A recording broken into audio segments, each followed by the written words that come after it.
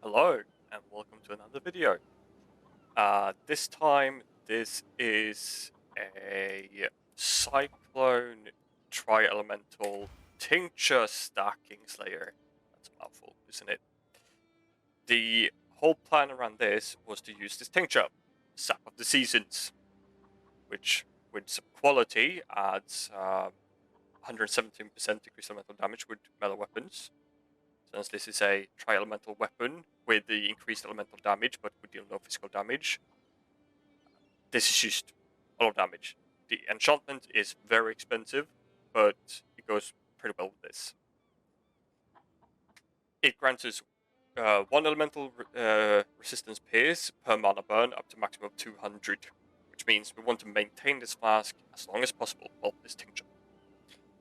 The good thing about this is that it has reduced mana burn rate, which means the stacks build up more slowly. The cooldown recovery rate of this flask doesn't really matter. So whenever I activate this, I need to enter narrative to show you how it works. Oh no, it works in King's March, never mind. If I activate this flask, you'll see I will start losing 1% of my maximum mana per second. So it's 1% per stack. Now, normally, if you have 1,000 mana, that would be 10 mana a second per stack. So it will stack up really, really fast. Now, thanks to Wolfio, I'll link his YouTube channel in the description. He gave me the idea of adding the Militant Faith Jewel with the Power of Purpose. That means that 80% of our maximum mana is converted to twice as much armor, which means we just remove straight up 80% of our mana, maximum mana. So we want to have 114, which means every percent is only 1.4% of our maximum mana, which is nothing. It's 1 mana a second, 1.4 mana a second per stack. So, if we then add a Shavron's Revelation, that grants us 48 mana a second with the mana modifiers. It grants some energy shield, but since we can't lead shield, then it doesn't really matter. It doesn't really do anything. But we only want this ring just for the mana region, because it's so big. Then, we add some mana regeneration rate. We get it on the helmet, we can get it on our second ring, and with the life mana modifiers, it's even higher. We get it from the Stampede, which is up to 40% when max rolled. And we can also get some life leech. Mana leech, sorry. So, even without attacking, I'm currently at 112 stacks, and my mana is barely even moving. On top of this, we can also add Clarity for even more flat mana region. We can add a Watcher's Eye, where is it? Here, for mana recovery rate while affected by Clarity, up to 15%. With these, when I'm also spinning and attacking, as long as I'm attacking, I'm able to maintain 200 stacks. I just made this helmet change today by adding an Enlighten to this and this, so I was able to get rid of the what's it called? Reservation efficiency implicit on this helmet and added less attacks. Well, cost of attacks, remove this and add tincture effect. Since I don't need more reservation. Oh, okay. Flask just got off, so I was like 100 and something stacks.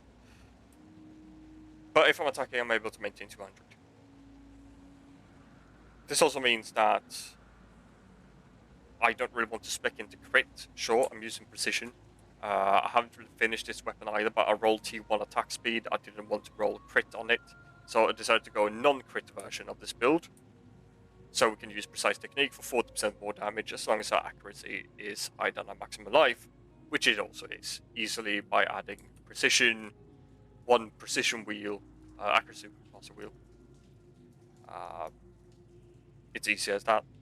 We're using a sword, so we can add Frenzy Charge when we hit a unique enemy. We can use Blood Rage for frenzy generation when mapping. We can add the enduring composures. Every time we hit, we are gaining a endurance charge every second, and since our frenzy charges are equal, our endurance charges are equal to our maximum frenzy charges, we can stack frenzy charges for more damage, more survivability. The amulet we're using is a Yoga Suffering, mainly because of the enemies take 10% increased damage for each type of element they're suffering. And all our damage can shock, which means our shock is stronger, since we are hitting with 3 different elements. So now both the fire and cold will also inflict shock. Normally, without the yoke, it would be around 10%. With this, it's probably around 20 to 30%. I'm using a headhunter in this build just for the speed. You don't need this. You can probably use a what's it called? List of unique belts. The one that grants you double damage, 10% chance. The magnate. That's it. As long as you have 200 strength, which we have, and the belt itself would give you 50 strength. So, but this might make you dexterity starved, so you might have to get rid of the strength here and add dexterity instead. This build is also very heavily chaos resist starved, so I would recommend having chaos resistance instead of fire resistance on your gloves. I was just very lucky with the fire resist and strength, so just gave it a go. I don't need the fire resistance, and I didn't want to re-roll it again because strength. I need strength as well. The gear itself is very expensive, not even counting the headhunter. It's already expensive on its own. Alright, 160 stacks without any leech. Cool. So that's 160 pairs. And the reason also I'm using the Stampede, apart from the mana regeneration rate, is we are moving at 50% speed no matter what. If I get rid of this, I'm moving at the snail's pace, as you might say. So this solves most of our things. And it also allows us to get the second, what's it called? We can anoint the second anoint.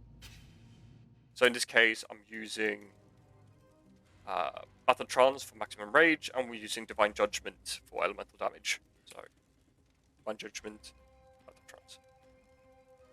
To generate rage, we're using a sword cluster together with Blood Scent for 2 rage on hit with Axe Swords, just so we can maintain the 40 stacks in longer fights or when mapping. So I might as well just give you a showcase of what the map would look like. Jungle Valor, maybe? Fun. This build cannot regenerate mana or life. It cannot less recovery rate. Is there anything else it can't do? Can do reflects, right? I can't take reflect damage.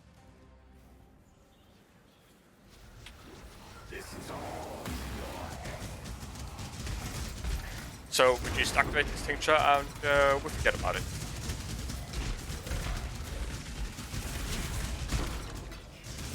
Except ignore alpha now. And the more stacks we have with the mana burn, the more damage we do.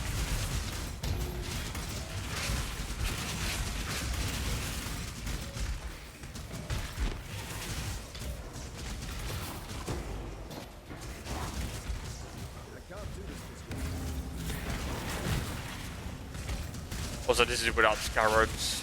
I just wasn't adding some scarabs, so I just ran out of them. I normally run the divination card scarab with extra pack size on the map,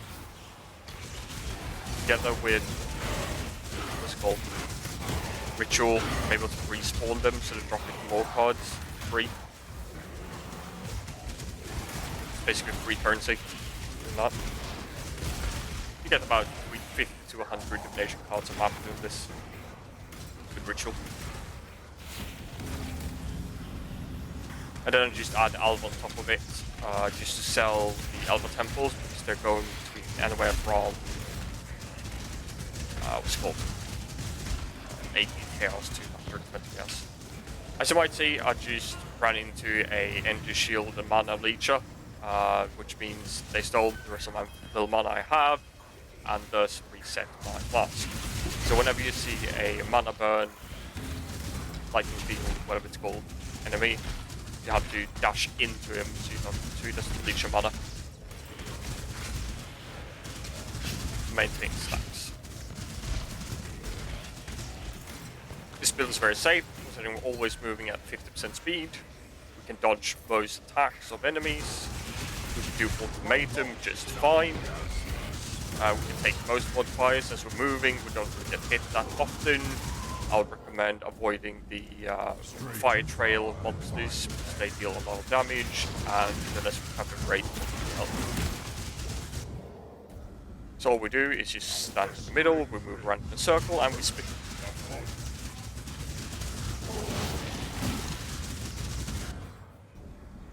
So we can take rank 2 of this, doesn't really matter that much.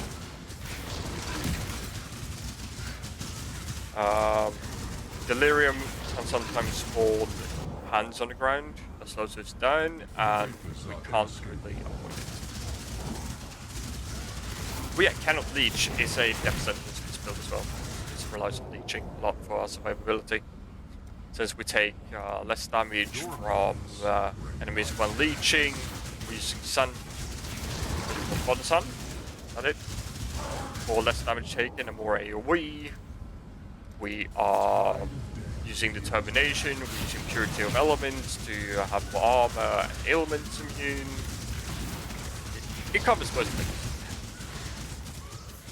So we can't really use any damage aura's. I mean, haste, fine, but if you're able to get ailment immune, I'll probably drop purity of elements and add haste instead.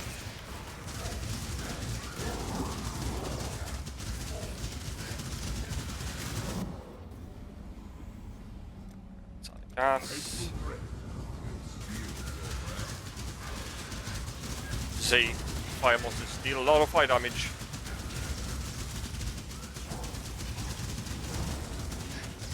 Really chunking me hard.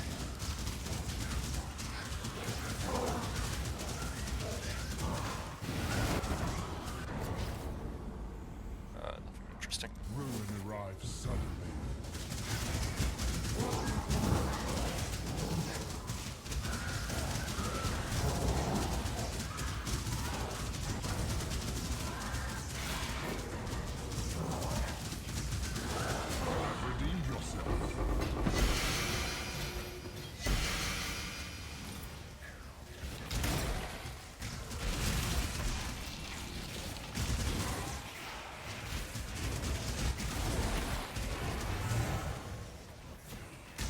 The only issue I have with Headhunter is the ambush monster node. I hate it so much. So when I want to move forward, suddenly I'm just teleporting somewhere random. It's really annoying. And I don't know if I'm able to turn it off. I think I am. Fine. So I know he's going to see me teleport all over the place. Jesus Christ. So also a reason why I probably use the Magnate instead. Magnate belt. Or Mage Blood, but I can't afford Mage Blood. Because I'm making small adjustments to this build every time. I reroll my Atlas tree every now and then. Because I enjoy trying out new things. It takes some time and currency to do it. I haven't found really Atlas strategy. I'm like, ooh, I'm liking this. This build can do most things. Legion, it can do Harvest, it can do Ritual, it can do Delirium, Ultimatum. It can do most things. Bossing, on the other hand, is pretty bad. The damage at 200 stacks is only maybe 10 to 20 mil most. Yeah, anything fun.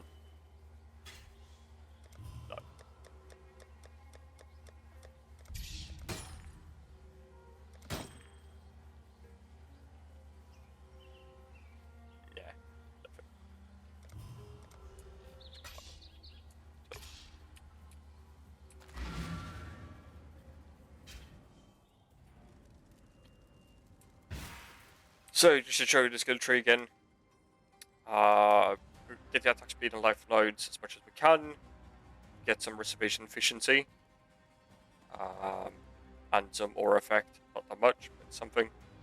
Life and poison immunity, because our helmet is a evasion armor based, and since we just add the craft for evasion rating, then the evasion is higher, thus I'm immune to poison. We grab the sword wheel down here, and rage on hit with access to swords. Calamitous, so we have the chance to shock, freeze, and ignite.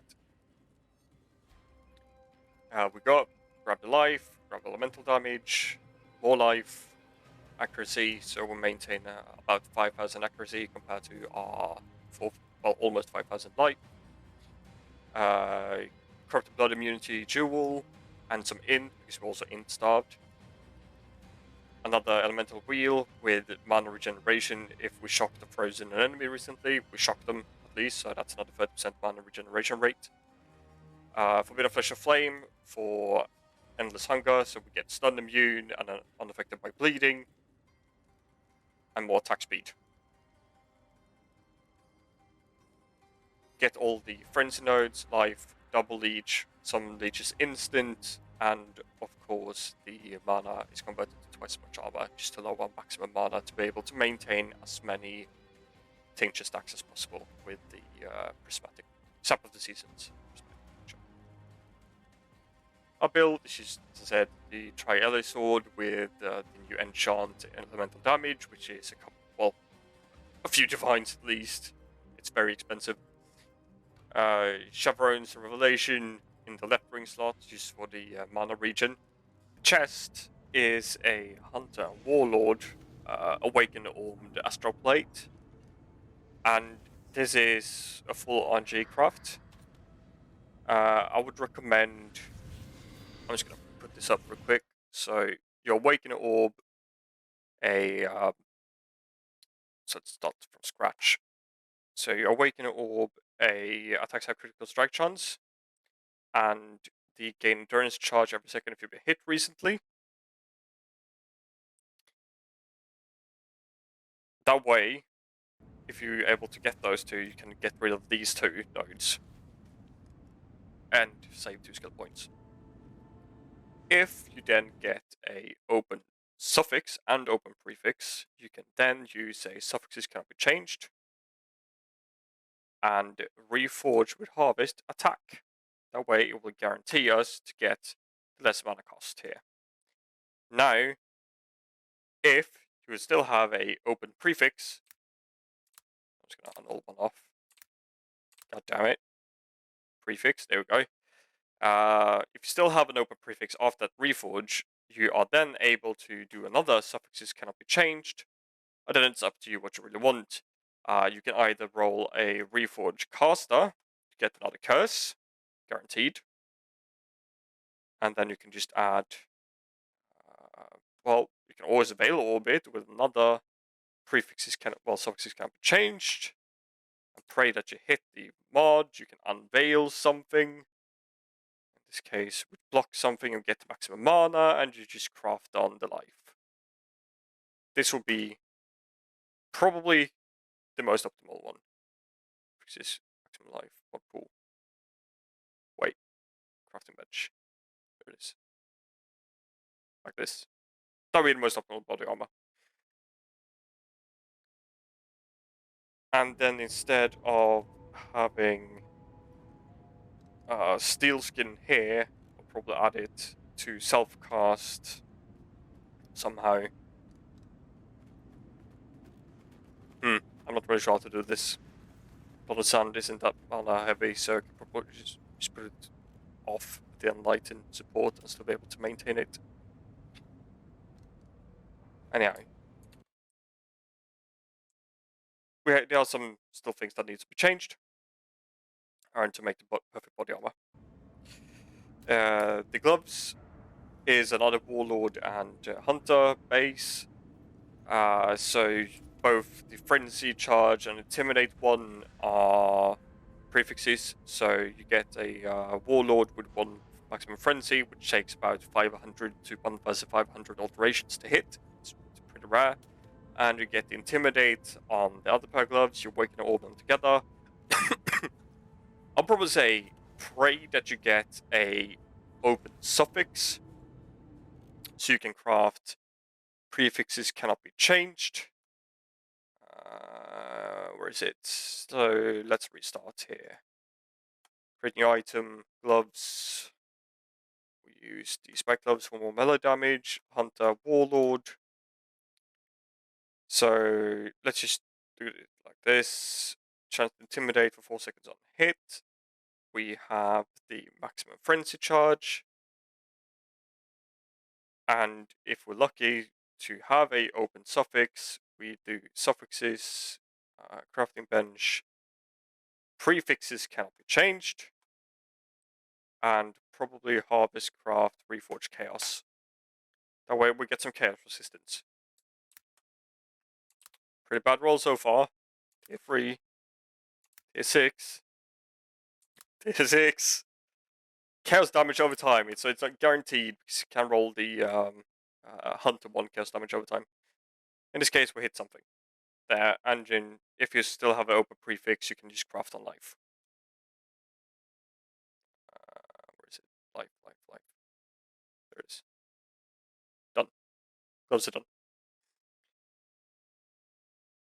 Now, in this build, you will be very strength starved, so you might have an issue not having strength here.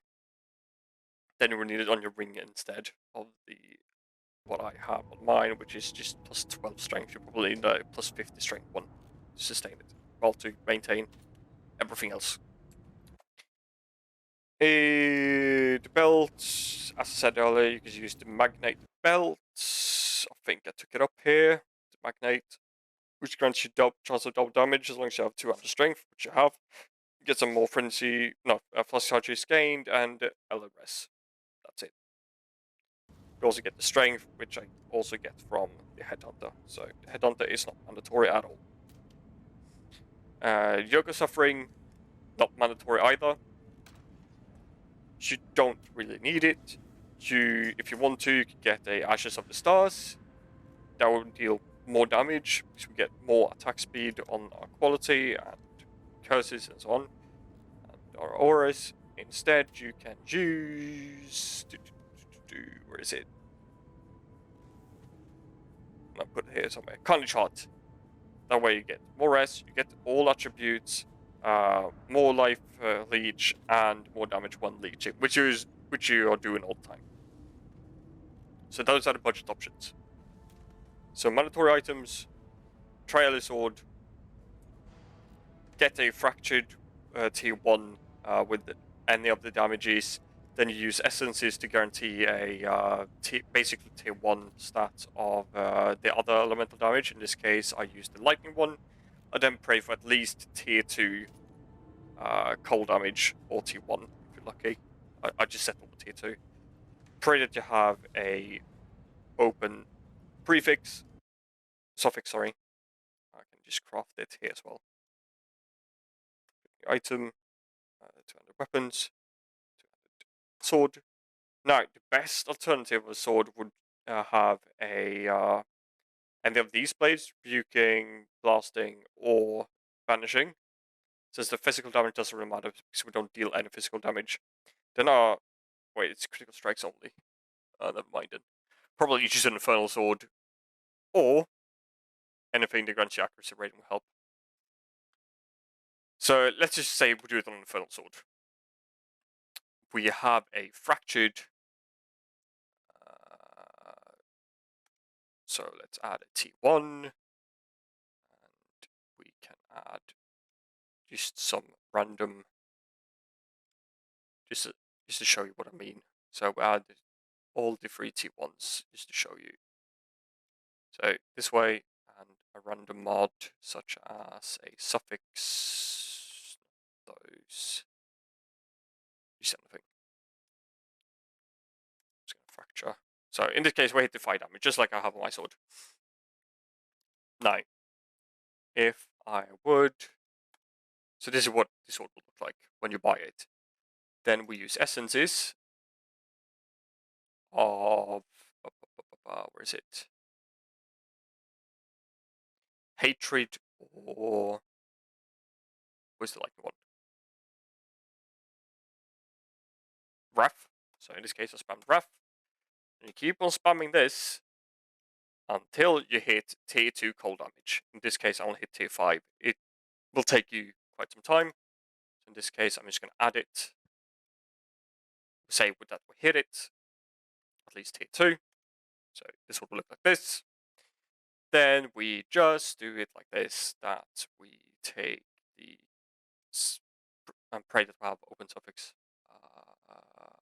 Where is it? Crafting bench. Prefixes cannot be changed. We use the harvest crafting, reforge, or add the remove also works if you want to. Reforge speed. And pray that you hit T1 attack speed like this. Now, after this, if you want to make a crit version of this build, I would probably do a prefixes can't be changed again, preferably with multi-mod, and prefix can't be changed if you have 2 open suffixes. That way, it's a 33% chance that the veiled orb will hit the attack speed. If you only had prefix can't be changed, it will be a 50-50. So, as long as you have high attack speed, craft, free craft modifiers, prefix can't be changed, veiled orb, and pray that a hit, not the attack speed. God damn it. There you go. 1 in 3. 33% chance. This is not guaranteed craft. And then we block a mod. Critical strike. Multiplier whenever our enemy is nearby. And then we unveil and pray that we get crit chance. In this case, we did. And we can just finish this off by crafting a double damage.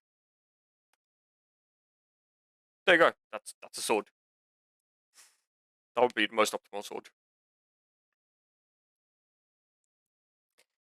If you were doing a crit version of the build, I would probably recommend trying to fracture. I don't know what we're doing.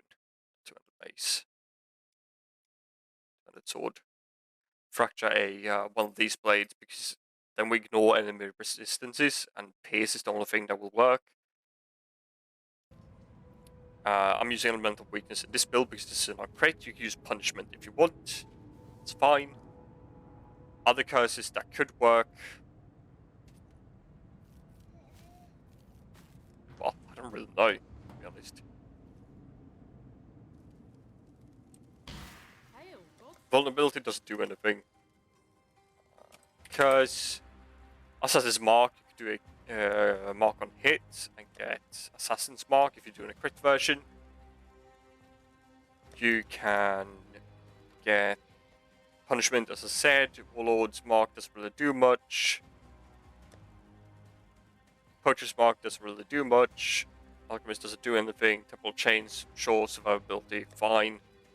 Assassin's Mark, as I said, is fine.